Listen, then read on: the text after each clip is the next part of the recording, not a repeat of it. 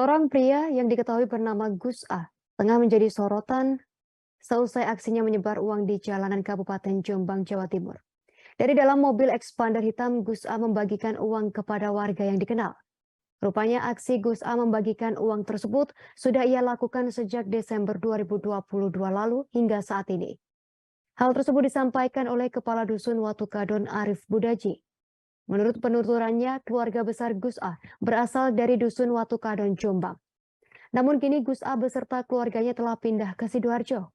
Gus A dikenal sebagai seorang paranormal asal Sidoarjo. Selain sebagai paranormal, Gus A juga berprofesi sebagai penjual kopi atau warkop. Ia pun mengaku mengenal sosok yang suka menebar uang di jalanan tersebut. Arif menceritakan awal mula Gus A membagi-bagikan uang. Dahulu Gus A hanya membagikan uang di jalanan setiap 1 kali dalam sepekan. Namun pada Januari 2023, Gus A semakin sering melakukan aksinya dari dalam mobil expander. Hal tersebut dilakukan seusai Gus A viral di media sosial. Lama-kelamaan Gus A menebar uang di jalanan seminggu 4 kali, hingga kini menjadi setiap pagi. Ia pun mengaku menjadi satu warga yang turut berebut uang yang dibagikan oleh Gus A. Arif pun menduga aksi dermawan Gus A terkait dengan pembuatan konten. Pasalnya paranormal Sidoarjo itu disebut tak tertarik dengan dunia politik. Hal itu pun dibenarkan motif sebar uang sementara saat Gus A saat diwawancarai oleh awak media.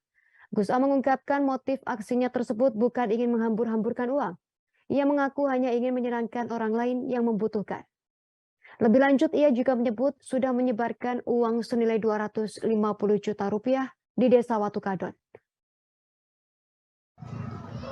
Kilo besti ubiare besti.